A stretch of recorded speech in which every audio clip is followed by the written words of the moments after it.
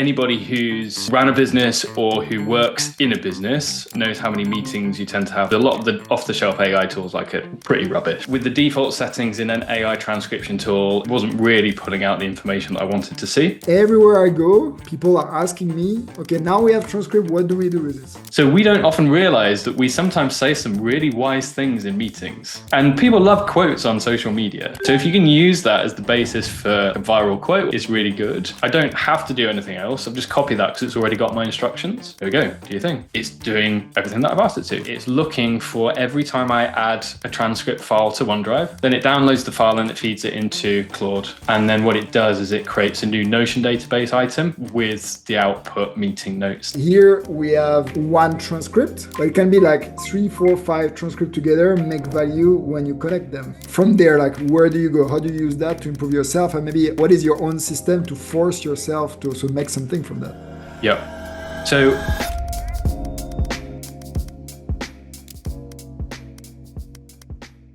welcome, Adam. So why should people watch this video? straight in. Okay. I've been working in sales and marketing for small businesses for the past 15, coming up to 16 years now. More recently started working for myself, and anybody who's ran a business or who works in a business knows how many meetings you tend to have on a daily basis. So we're going to have a bit of a look on transcripts and my process for using AI to glean useful information from transcripts, because a lot of the off-the-shelf AI tools like it pretty rubbish, right? In my opinion, like some of them are good, and I don't want to discredit any AI tools out there. But what I found is with the default settings in an AI transcription tool, it would just produce summaries. Yes, maybe some next actions, but it wasn't really putting out the information that I wanted to see. So that's why you should look today if you want some inspiration on how you can really make those transcripts work for you. I think the other thing that would be good to see is the way I think about getting ideas from those transcripts as well. Because some people think, okay, right, I've had a meeting now, we've got follow-up actions, we'll just pick up on the next meeting, or I'll work on those tasks or whatever. But then people don't necessarily think, all right, well, what was useful from that meeting that might be relevant in other areas? So it could be a content idea, like it could be a business idea, it could be anything. And I often find that there's some real nuggets hidden in conversation transcripts that can be formed into something totally new. So you'll see my prompts when we go through this. So the structure of the session is I'll show you my prompts if you were to do it totally manually. It does rely on you having a tool that can transcribe for you. It doesn't have to be an AI tool. So I use Crisp with a K. I'm not going to show you Crisp because it just automatically works in the background. But the reason I use Crisp is because it gives unlimited free transcriptions. You don't have to pay for that. Yeah. So I didn't want another tool that I had to pay for on top of other tools that I'm paying for. Not because I don't want to pay, it's just because you've then got more technicality and billing to manage and all that sort of stuff. So my methodology is like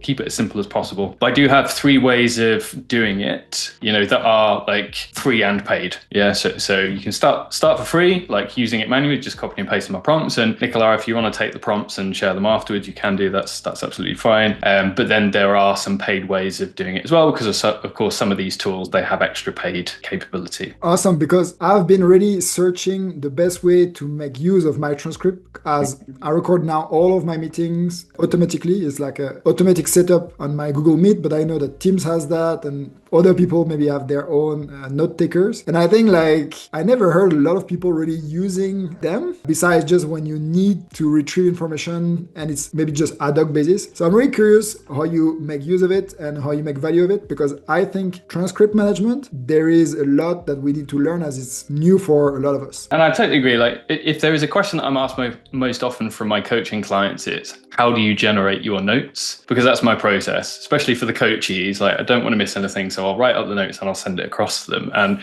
in the past couple of weeks, I even did a LinkedIn post about it. So I'll share that as well, because basically the step-by-step of how I do it. That's probably the number one question I'm asked. Like, how do you get these notes out? Like, especially if you're in a customer-facing role, right? Whether you're a business owner or a salesperson, you're like, I swear there was something in that conversation that was going to be really useful, but I've forgotten about it. So number one question I'm asked, but we can go through it now. So let me share my screen and I'll talk through the tools as we go, because I do use some niche tools, but as I say, you can do it in pretty much any tool. So Adam, what did you open right now? Because it looks like ChatGPT, but it's not ChatGPT. It's not, no. So this is built a platform called Cortex with a K, Kortex. And it's built by a dude called Dan Koh, who is a very well-known influencer in the writing and one-person business space. So I've been following his work before he launched the tool, but it was a very smart business move because he built a massive following based on writing and building businesses. And then he put what he preaches into practice by saying, okay, I've got a big following now. I'm going to solve a big problem, which is I don't have a tool that I can use that really helps me write and take notes. So he built Cortex. And the reason that I use Cortex is one, because you can use any model and it's the same price as Claude or ChatGPT. So for me, I'm looking at this and thinking, right, well, I'd rather have all of the models than one model for the same price. But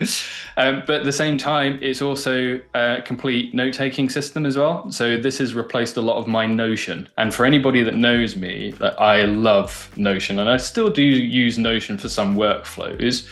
But from a writing perspective, there are limitations because it's very difficult to link areas together in Notion. You can do it with, I can't remember, I think they call them associated fields or roll-ups or whatever it happens to be. But it doesn't really work the same way as a human brain works. A human brain, it likes to see connections and it likes to follow those connections through. So if you were to go into any of the notes in Cortex, for example, and do a couple of dashes, you can link that note to another note in the system. So when you're writing, if you're in one note, you can find other notes. You can do. So it's very good in terms of that like mind mapping ecosystem. So it's very much in that second brain category of applications. What's also quite nice about this as well, and I don't want this to be a pitch for Cortex because we're looking at transcripts today, but there are also preset prompts as well that do have APIs. So for example, if you wanted to take a YouTube video and pull the transcript out of the YouTube video and just turn it into a step-by-step without having to watch the video, you click on that, you enter the YouTube link and it will pull out the transcripts and do the step-by-step automatically for you. So there are some pre-configured AI prompts in there that make that learning piece really easy. So yeah, check it out. I mean, you can start for free. I use the paid version, which I think gives you access to more models and all that sort of stuff. But yeah, so I use it as my go-to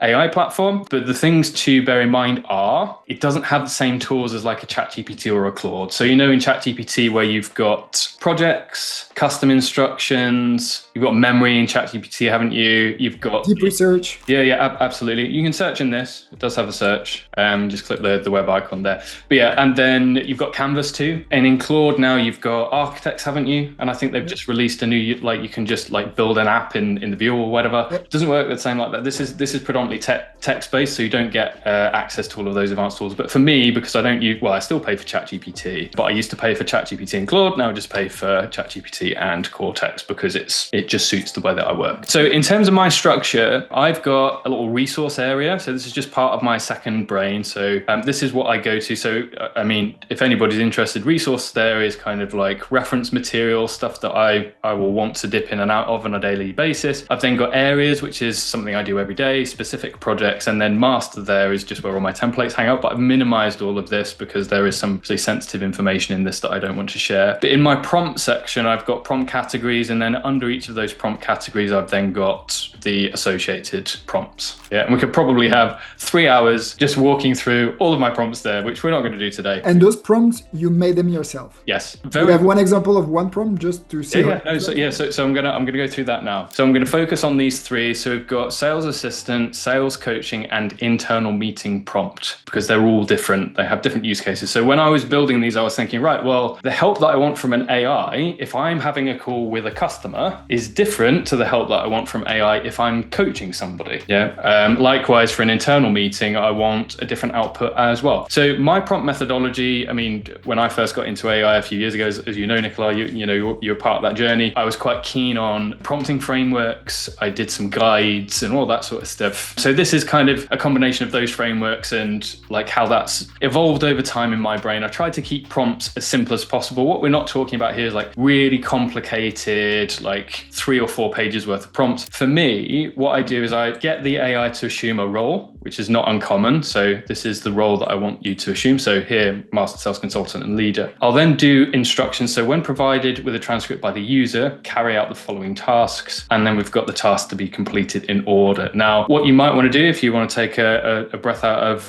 Ruben Hassid's book, you can say, take a deep breath and carry out step by step, which apparently is good for reasoning models because they like step by steps, they like ordering and all that sort of stuff. Whenever I run these prompts, I tend to use a reasoning model. So either Claude 3.7 or above. Claude 4.0 is now, or Claude Sonnet 4 is now available. And that's now my go-to because it's amazing. All of these models will iterate. The prompts aren't going to have to be as good over time because it will infer more context, but you still need to make sure that they understand the context. And the way that we do that is by giving them a role and then also pointing them to the transcript so that they've got as much data as possible. So in this sales assistant prompt, a key part of having a conversation with a prospect is what's called qualification in the sales and marketing world. So you need to make sure that you are speaking to somebody who is qualified to buy or qualified as a good fit for your service. So I use a MEDIC framework, metrics, economics, and so on. So again, I'll provide copies of these if anybody wants. Where did you get that from, this framework? This is time-old framework for qualification. Like, you know, it all originated from like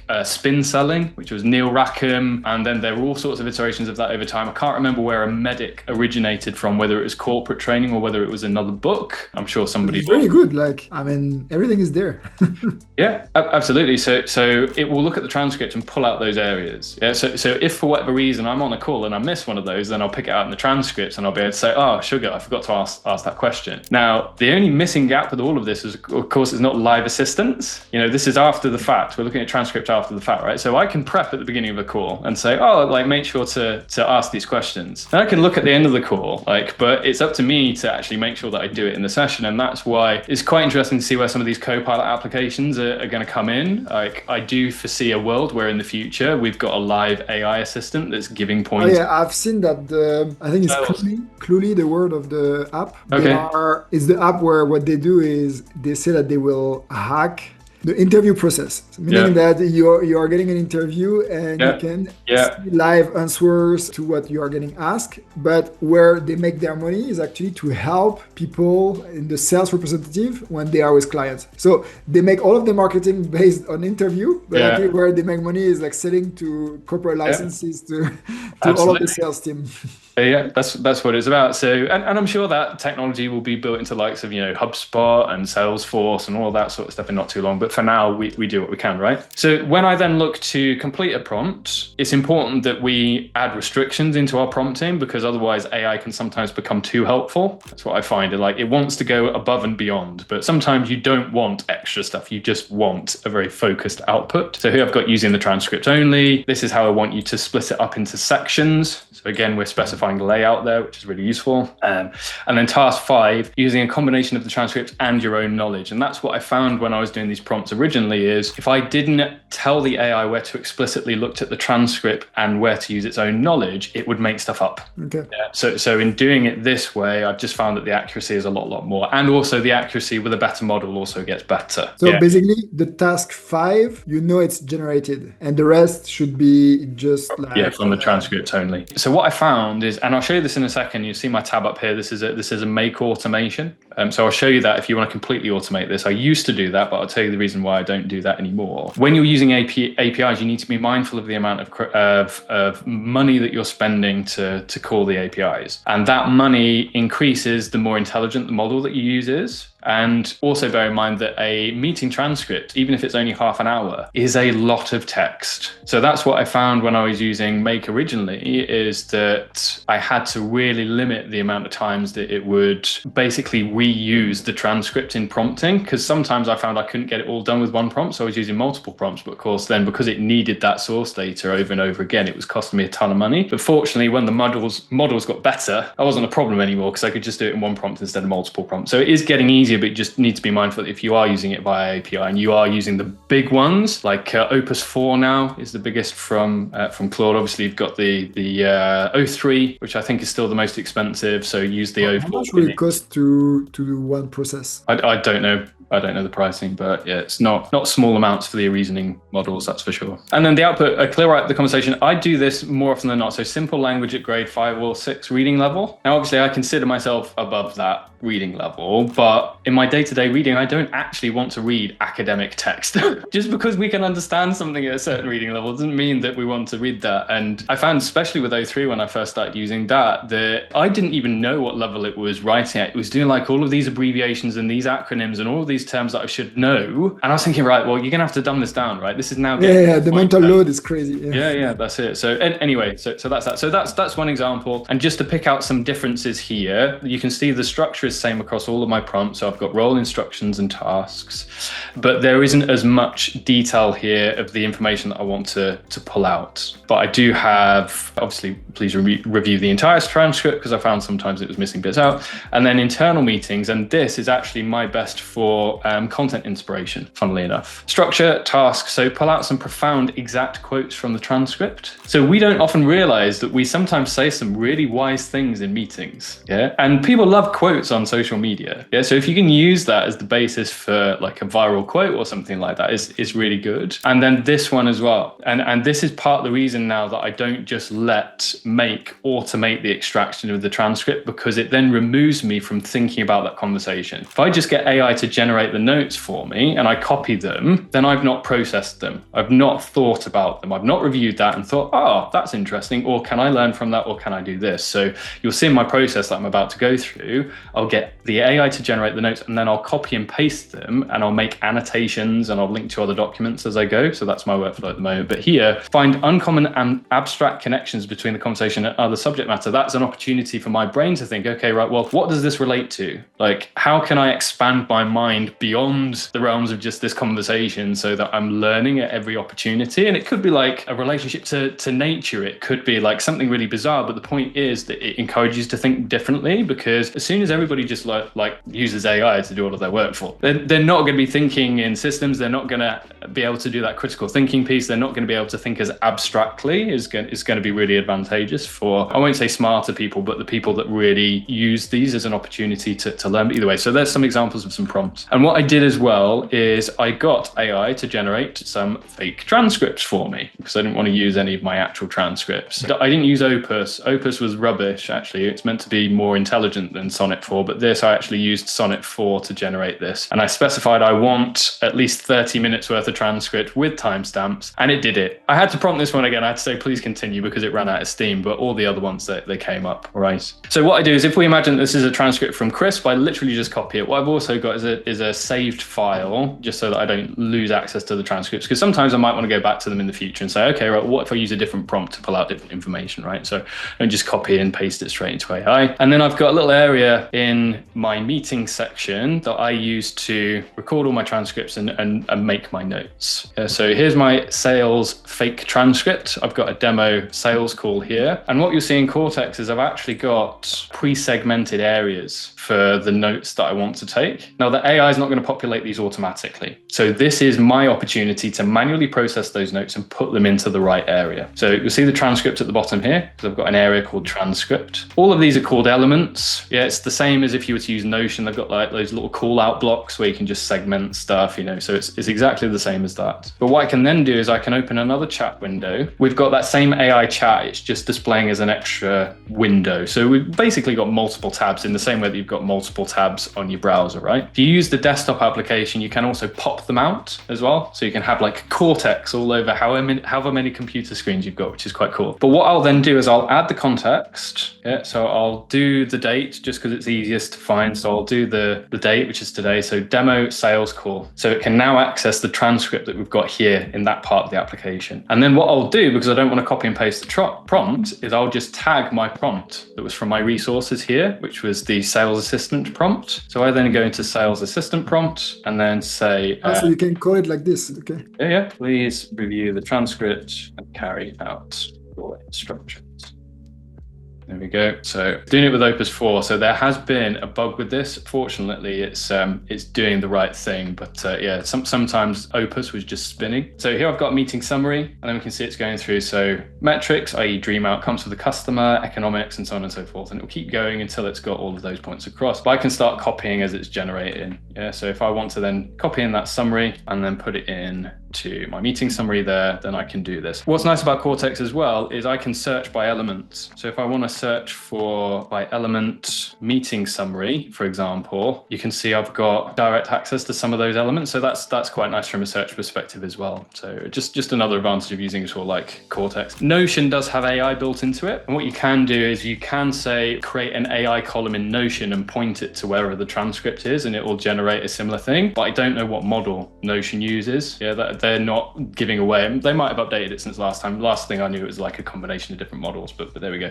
Anyway, I'm not going to copy all of this across because you can see the way that it's working, but as per those little areas, like I've got all of my qualification metrics, so champion, Jennifer is primary champion, so on and so forth. But what's useful is what Adam may have missed. Yeah, so this is the co-pilot that says, okay, right, well, next time you do this, make sure not to forget this. Yeah, and then I can put that into the miscellaneous here. So what Adam may have missed. How do I gain next commitments? Okay, these are some things that you can offer, or here's some things to think about, like progressing the deal forwards, and then red flags to monitor and all that sort of stuff. So I'll copy those across, and then that is my process for digesting and making sure that I've internalized those notes. It is also my opportunity to correct the AI when I transfer that over if something has come across in a way that I don't want it to come across as. Once you have this minute where you have, I think with the copy and paste, you kind of digest also together. So you force yourself to go through it because you could have automated that. And I'll show you how I have automated it. But as I say, the reason I copy and paste is to deliberately force me to slow down and make sure that I am internalizing. So besides copy and paste, how do you slow down, or how do you force yourself to process this information and to make something out of it? Because I think now we don't have a problem of enough data. Yes. We have enough. We have transcripts everywhere. We have emails everywhere. We have LinkedIn posts everywhere. We have YouTube videos everywhere. From there, where do you go? How do you use that to improve yourself? And maybe what is your own system to force yourself to also make something from that? I'm going to come into a different example. So I'm going to do demo for the internal meeting, because this is probably more representative of a workflow that I'd use to take something forward. I mean, I might look at challenges from a sales conversation, because obviously that's good content, right? What are they struggling with? How can I produce educational content on this subject, right? So that's something there. But here's a slightly different format. So you can see, instead of it being qualification metrics in the forms of, do they have budget? Are they the decision maker? We've got goals, problems, processes discussed, tools and tactics, so on and so forth. So I've got the same setup with the transcript that I've copied and pasted there. So I'll do this again, but I'll use Sonnet 4 because it's my preferred one. So I'll add more context, again, just doing the 150725, that's it. So I want demo internal meeting, and then this is calling a different prompt. Yeah, so I've now got internal meeting prompt, which is just coming from my resources, which we started at. And again, you don't have to do it with prompts. You can literally feed in all sorts of different bits of data. It's kind of like you're building a GPT on the fly. So we've got lots of mini GPTs that we're building as we go, without having to, because what I found when I was building GPTs is I build it for one use case, and then I think, oh, actually, it'd be really useful if I could bring that data in, or it'd be really good if I could just modify that prompt a little bit. But having this level of flexibility, you can have multiple iterations really quickly. So anyway, internal meeting, view the transcript and carry out your instructions. I don't need to write the text because it knows what to do, but I just like to make doubly sure. Okay. So I'll let this all generate. You can see it's quicker. So this is a quicker model than Opus 4. It just generates it's a lot quicker, right? Still not as fast as maybe 4.0 Mini or something like that. I don't know. I don't really use many of the reasoning models from OpenAI. But let's just, right, okay, here we go. So profound quotes. Okay, now these aren't any of mine. These are from a made-up transcript. So let's see how wise I am as an AI. To be fair, I mean, Cortex is a little bit buggy, but considering how fast they built it and how good it is, I'm not complaining. I'll deal with a crash every now and then for me being able to have multiple models whenever I like. Fix it, bad news because it's our responsibility. Meeting on implementation and support is sustainable because it's harder for competitors. Okay, cool. So that sounds more like something that I'd say. So what I can do now is I can say, okay, right, well, this could be the basis of an idea for a post, or it could be a post in and of itself. So I'll look at this and I'll think, okay, right, well, I'm going to create something new here. Yeah, so competing on implementation and support. Okay, so no point in competing, and then might be something like carve out a market of 1, or if you're using Alex Hormozy terminology, it'd be 1 of 0 or whatever it happens to be. But now this has created a new document for me. Yeah, so I can then go into that, and it's related to, it's opening it up in a little little pop out here. Then if I go into here, we'll see it's automatically created that little document as a sub item within there. And then I can do exactly what I want. So I'll scroll that there, and then I'll open a new chat, and then I'll use AI as my creative sparring partner, as Cortex says. I can say, give me some viral content ideas on how to not drown in a red sea of competitors. You are a market one. Give me 10 hooks that include numbers and good copywriting, like kills, stop, secret, and don't do this. Like it's like the internet is just like swamped with all of this sort of stuff. But either way, so I've now got an AI chat, and even if this just proves like a little bit of extra thought, 7 brutal mistakes that kill you uniqueness, blah blah blah blah. Okay, fine. So let's say that I've now got some post ideas. I think I do have an element for this. Element ideas. Yeah, content ideas. There we go. So I'll then go in and say, I like that one. I like that one. I don't really like the headings. That's fine. I'll just turn those into normal paragraphs. And then I can keep going. Yeah. So I can then say, okay, right, well, that's cool. So I'm going to create a new document for that. And then I'm already away. Like my brain is now full of better ideas just from that one little thing that I said during a call transcript. But what I can also do here as well is I can start layering in other prompts. So I've got a resource here under templates. It's like an ideas, formulas, and hooks cheat sheet that I pinched off of, I think it was Matt Barker or something like that. That is pre-validated hooks, post ideas, problem agitate, resolve, all that sort of stuff. So what I could do here is I could say, okay, and I'm midway through this chat conversation, but I can add stuff to it as I go. So I can say, right, well, 7 brutal truths. I like this. So I like this, and just copy that. So basically, for people who don't know how to create content, they have a lot of content in what they say to people. Like if you are all day in meetings, you have a lot of nuggets and if you answer to clients, if you help your team, if you coach them, you have so much value there. And here is basically using your own knowledge, which is you, is also not something from outside. Just turn it into a post idea, but not only the idea, actually now you're going to make the post. Absolutely. So what I've done there is I've picked the title that I liked. I didn't really like it, it's just the first one, so I just copied it. But I put, please use ideas and formulas. So you can see this, which is from my resources. So again, I'm just using to bring in that to generate 3 posts that I can use on LinkedIn. Okay.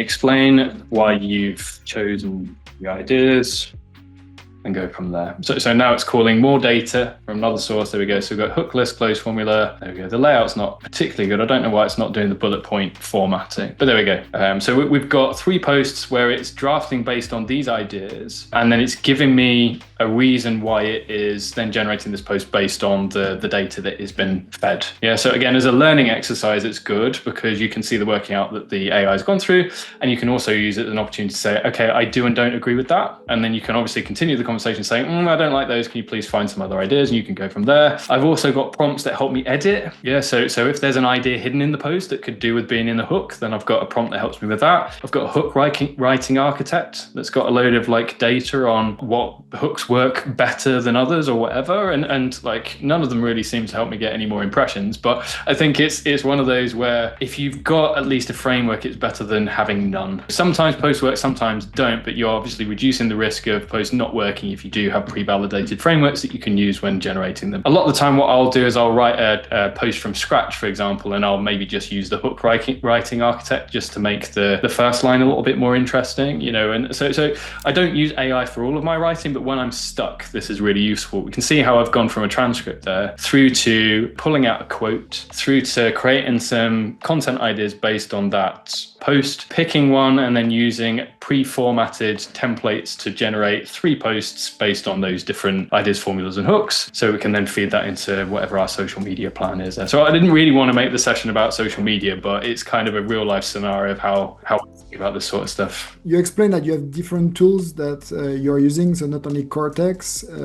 Yeah. What else could somebody use? And really, if we think about people watching that want to make something out of their meetings, maybe something outside of just content idea, what else could they do? Fine, cool. So we'll move away from Cortex, but you can tell it's been my world for. I've just moved into ChatGPT, and I've created a new project. And I've not looked at the billing before. I think projects are now free. Are they? Yeah, I think they're. Yeah. But you can show maybe to people where they find project. Yeah, so it's not intuitive for everybody. Yeah, so it's there. It's new project there on the left, and it is hiding my chats because I've got to I use ChatGPT now for more personal stuff, so it's fine. It's all hidden, right? Some GPTs I created previously, but yeah, new project. Then you go and create the new project, and then you end up in this view where you can either use the project just to group conversations. You don't have to give it any instructions. So that's what I do. This diet and nutrition one. Whenever I ask ChatGPT a question about diet and nutrition, I just drag it in there just so I can find the chat easier. A lot of people are asking the difference between custom GPT and project in ChatGPT. When do you use a custom GPT and when do you use a project? I think custom GPTs are better if you want to share. If you want to have somebody else use a preset means of using a bot. I'm not very good at explaining because I think, again, OpenAI aren't pretty good at explaining the difference. But when I look at projects, I think of the ability to just have lots of custom instructions. So when OpenAI first introduced custom instructions, you could go into the settings and you could give it context so that you didn't have to type it every time. Yeah. So I always want you to act as this, and make sure that you respond in this way. So an example could be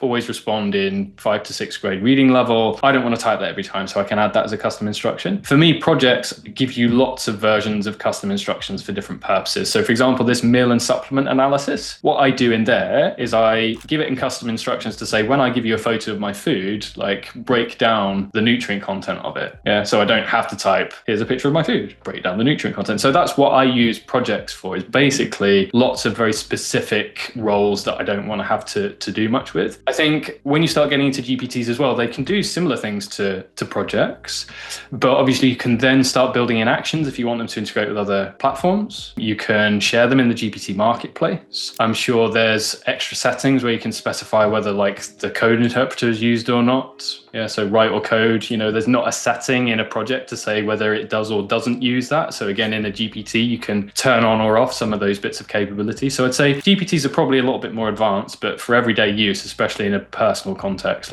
projects are just a really good, quick way to add context to stuff and group your conversations as well. And what I like also in projects, which you don't have with custom GPT, is the ability to find back your discussions that you ranked under a project. I'm training for a marathon right now, and I have one discussion. So the custom instruction is really I just explained about my fitness and what is my rhythm and my goal, and also to act as a coach. But the best is actually to always go back to the marathon discussion, and I could also use the search function. But just knowing that it's there in the project under marathon, it doesn't change the performance, but it changes how fast I can retrieve it. Absolutely. So yeah, having that just grouped view is really useful. What I can do here, if I was using ChatGPT instead of Cortex, I can say, right, okay, well, here's my internal meeting prompt. I'll just put that in as, and it's annoying that it doesn't copy across. I normally do, I use Markdown. Yeah, just because it's a lot easier for the AI to understand how to segment. So subheading. Might not be as good because I'm not doing the bullet points, but Markdown, if you're not familiar with Markdown, it's using symbols like hashtags to denote headings. So one hashtag is heading 1, 2 hashtags is heading 2. So it's just easier for the AI to see how you're structuring this and order of priority. Another formatting language is called XML, but it's a little bit, I tried using it for a few bits and it's good because you can produce some really precise outputs with XML, but the more precise the output, the less flexibility there is in the model. And actually sometimes I want more flexibility in the model. I don't want that level of refinement. So yeah, I use Markdown more than I use XML, but some of the applications that I have used, some of the outreach sales and marketing tools, they default to XML prompts when you ask it to generate a prompt for you. And I think if you go into the Claude Workbench, so that's like Anthropic's like testing ground. I think when you ask it to generate a prompt, because that's one of its tools, you can go and say like, generate a prompt for me. I think a lot of what it generates there is in XML as well. If you go to any of the Anthropic pre-made prompts, so if you just search Anthropic prompt templates, it will come up with a load of resource guides. And I think a lot of them are XML instead. And XML formatting is when you use these. Yeah. So that's XML, and you can be a lot more flexible because you can name the headings whatever you want it to be. So it just gives you a lot more flexibility on what you want to do there. Anyway, don't need to talk about that. So we saved that. So it's now got my instructions. For me, this might be internal transcript, like, because it's for an internal meeting. That's the only reason why, like, sometimes it can get a bit cumbersome if you're having multiple projects, each project with a different type of meeting. You see what I mean? What you could say is you could add something into in the instructions. You can say, when provided with a transcript by a user, ask what type of meeting it is, and then carry out your task. So you could essentially merge my 3 prompts for it to just call whatever instructions were most relevant. So that's a way of getting around it. But it just adds more complexity in the prompt. Like, you know, for me, I'm good with simple stuff. I can go to a moderate level of complexity, and then past that, my system shuts down. So I'm like, okay, like digestible steps all the time. Not going to end any files because all I'm going to do is copy and paste the transcript, right? So I'm going to go into here, wherever my things were. I don't know what that was called. It was the internal meeting one, wasn't it? And then we'll just copy all of that. I'm waiting for the just copy element. I was asking if they don't have like this copy icon. That would be really useful, but I don't think they do. Let me just hover over a second. Maybe upright, like totally up. You don't have the. Yeah, no, it's just minimized. You can copy link to element. You can duplicate, but yeah, no, you've got to copy the text. It's fine. I'm sure they'll sort it at some point. But now, if I do this, hopefully I don't have to do anything else. I'll just copy that because it's already got my instructions, and I'll press play. And in reality, it should. There we go. Do your thing. It's doing everything that I've asked it to. That's a free way of using that prompt to do detailed transcript actions based on a specific type of meeting. I think the decision with this process is for you then to decide what you want to do with this afterwards. Yeah. So for me, it's a really good opportunity to go. So let's say that you've had an internal meeting with some of your colleagues. You copy this into an email window, and you copying it into an email and going through it to check it is your internalization process. And then from there, you can think, all right, well, I'm going to put that in my note app or whatever because I want to come back to that or whatever it happens to be. So even if you're not using stuff like Cortex, if you're using like a OneNote or a Notion or whatever it happens to be, that process of copying it and sending it to somebody whilst editing at the same time can be really useful. Because now we talk about how you use it for yourself, but a lot of meetings involve also multiple people with some decisions, some tasks. I was asked from CFOs and CEOs how they can turn this into concrete actions that are with ownership and deadlines without that somebody has to manually create this in a project management tool. Yeah, so I don't know of a way of doing that. People have to check in Microsoft Copilot. So there's something called Copilot for Teams that does pretty decent meeting notes where it does default to creating next actions for participants. I don't know whether it tags them yet. No, it doesn't. But what I've talked with people is that you have lists, you have SharePoint, and you could create a Copilot with Copilot Studio that takes these notes. It's just like, I'm keen to talk to somebody who already implemented that, because right now with NA10, we are putting that in place, not to create tasks, but more to identify value from either the onboarding meetings I have with the new AI Finance Club members, with all of the masterclasses we give and all of the webinars I give. Each time I have transcript, I want also to have this as knowledge. Again, like here we have one transcript, but it can be like 3, 4, 5 transcripts together, make value when you connect them. And that's where I'm searching I'm working with somebody in my team also to find how we can create like a RAG with a knowledge graph to create value also from multiple transcripts together. Yeah, I know NAN has now got agents that you can build into the workflow. So even though nobody's really clear on what agents are, it's a different agent meaning in like Microsoft's world that is to NAN world that is to like Make world here, for example. I'll talk through this in a second. But I think a guy that I'll put you in touch with, because he's probably your man. He knows probably more about agentic workflows than anybody. So I had him on my podcast. He's the founder of Relay.app. His name is Jacob Bank, and he has basically created an entire sales and marketing team using agents. It's his best performing LinkedIn post. It's got like 10,000 likes. he's a genius. So I'll introduce you to him because he might be able to give you some ideas. My initial instinct says is if you want to automatically create tasks for specific individuals based on a transcript, you obviously need to feed the data in as a transcript. You'd need a means of obviously processing the transcript, whether that was a prompt or whatever. But then I think there would be a use case for an agent to look at the session participants, assuming that's available in the input data, to then link to whatever task management tool is used for the follow-up and essentially say, I can see from the input data I've got these participants and this transcript. I therefore need to pull out the parts of the transcript and assign tasks based on the participants in this application. So I think you might be able to do that as an agent within a workflow. So here, AI agents, like you've got them in Make, you've got them in N8N as well. Basically add them as a step in any workflow to say, okay, right, well, I need what acts like a human brain for this step. It's not just a case of 1 and 0 binary. It's a case of there is a thought process that involves multiple applications. I want you to decide what to do based on these rules. That might be a good use case. But yeah, that's the only thing that I can think of. I'll hook you up with Jacob. Awesome. So I'll take you through what I used to do. Yeah? And again, agents would just be an iteration of this. So maybe there's scope for me to say, okay, right, well, agent, you've got a set of instructions based on all of these different prompts, like decide what the best output is based on the type of conversation. So I could do that. But basically all this is doing is it's looking for every time I add a transcript file to OneDrive. So again, using Crisp, I just save as to whatever is my coaching folder. Then it downloads the file and it feeds it into Claude. Now it's a slightly different prompt. You can see here the model is 3.5. So it's been a while since I've used this. But then you've got your prompts here. Yeah. But what's nice about this is you can pull in the data. So here's my system prompt. So we don't have to go into systems prompt, user prompts. We don't have time for that today. But essentially I'm pulling in data from a prior step in the workflow as the transcript. Yeah, so I'm not having to manually do anything. As soon as it goes into that folder, Anthropic can pick up on that. And then what it does is it creates a new Notion database item with the output meeting notes there. So that's what I used to do. I literally used to drop the transcripts in. AI would do all of the notes, and then I just store it in Notion. For the majority of the time, I'd never look at it.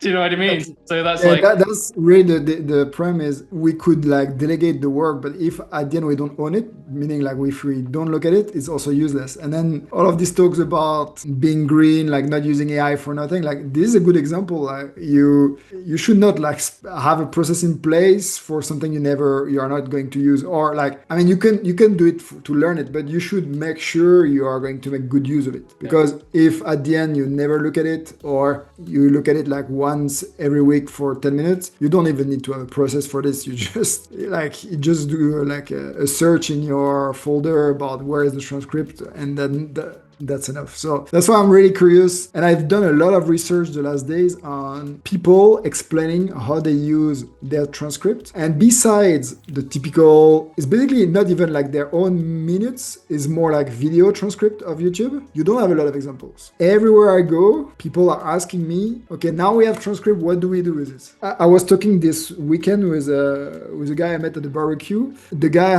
is a CEO of a $6 billion company, like revenue. And we were talking about how AI is helping. And then the guy just said, what I wish exists is an AI that sees everything I've seen during the day, and then will share with my team the topic they need to be aware of. And I was like, it sounds possible with the technology of today, but I've not seen anything that does this, because people are more focused on helping on marketing, or companies are helping like people to create pictures, but like solve this type of problem for professionals where it just like it's a real assistant where you can talk with the assistant in the car. Like he was explaining me, it would be amazing that when I drive back, I just talk to the assistant that saw everything that happened today, and then say, okay, I'm going to send to Sarah the information about sales. Then I'm going to send to John like this problem that we got on the like security for the site, because he needs to look at it. And then he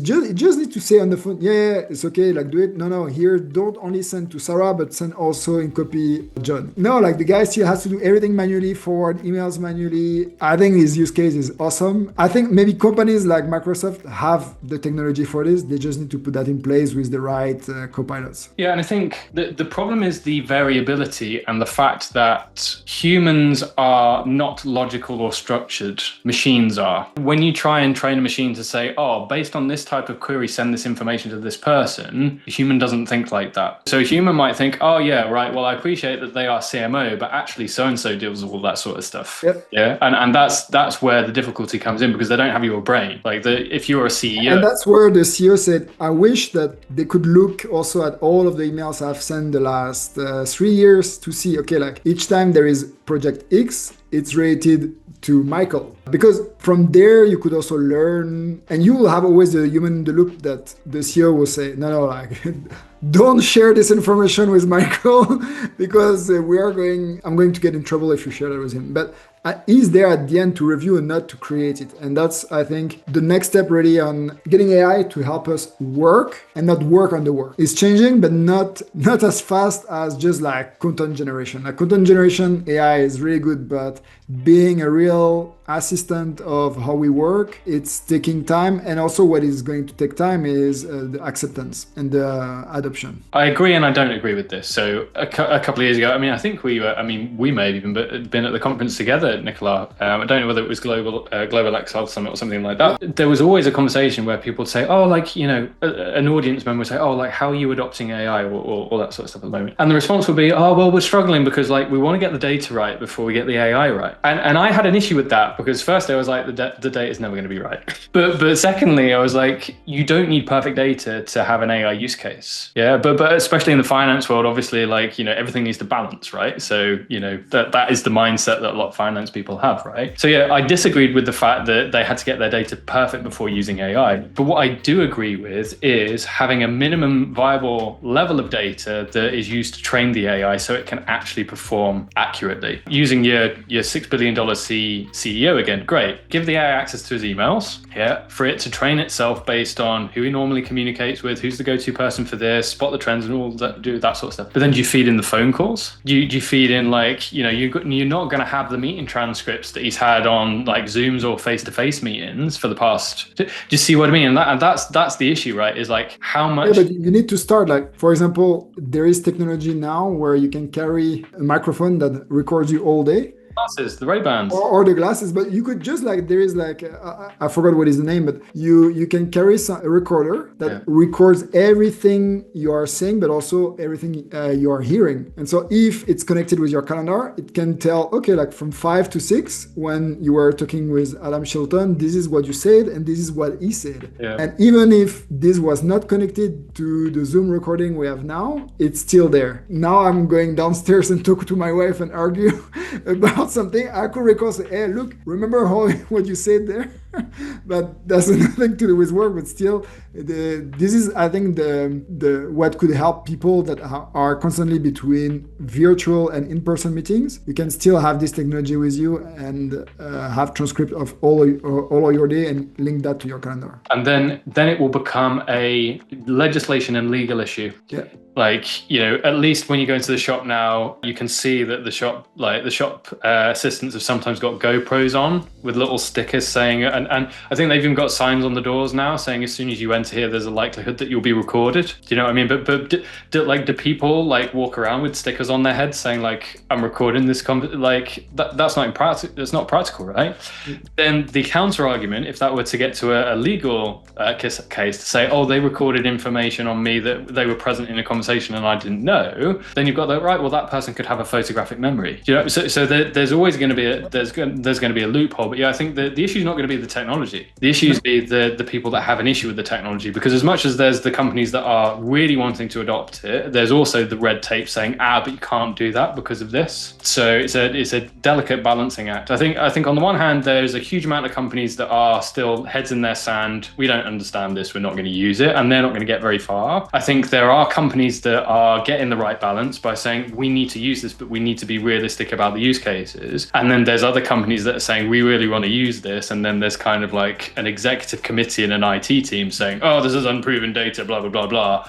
and they're the ones that are being really hindered. So it's going to be interesting to see how business evolves, because I think the scrappy startups that don't have like the blocks on are going to be the ones that, I mean, OpenAI, case in point, right? They don't care about the amount of legal cases they've got. They'll just do it anyway. Do you know what I mean? They are literally just getting shit done. So yeah, it's going to be interesting to see the way things go. But yeah, fascinating, right? I think that's a good place to stop to think about, okay, when we meet again in maybe 6 months, like how everything changed. If you and me maybe will have found a way to make better value of our transcript as well and show that to the people watching this video. Because with the AI transcript, that's what we try, like really bring value to the CFOs. And that's something really soon I want to make a masterclass on this. Like, what do you do with your minutes of meetings? And I think what we learned today, thanks to you, like I learned a lot. I was already thinking, okay, like the recording, as soon as it's over, I'm going to share that with my team who is working on making this NA10 workflows with taking the minutes or the transcript from webinars and make something out of it. So I think your prompting and your also like the review of it is really important. So thank you, Adam. And where can people find you? So just go to adamshilton.com. I'm on LinkedIn as well. Just search Adam Shilton, Shilton. So yeah, I'm easy enough to find. Sometimes if you search Adam Shilton on Google, come up with my TEDx talk, which isn't a bad thing. You were in my TEDx talk, Nicolas. So like just Google Adam Shilton Rockstar. You can see my TEDx talk. I'm hosting October as well. That'll be really good. But yeah, adamshilton.com, LinkedIn, Google, you should be able to find me. And I really like your TEDx because knowing you and knowing your journey, it was another angle to listen to TEDx because I saw how you could craft and do the exercise, but still being yourself, like telling your story. So I really liked that you did that. And I think people should check this TEDx talk. That's what's going to be the differentiator in the future. You need to, everybody's got a story. I'm standing here thinking like you need to have a story. Like you don't need to artificially create a story. Like everybody has a story. And that's what's going to separate the people that people really engage with from the people that just turn themselves into robots. So yeah, thanks. Appreciate the kind words, Nicolas. It's been an absolute pleasure. Thank you, Adam. Cheers. All right. See you later.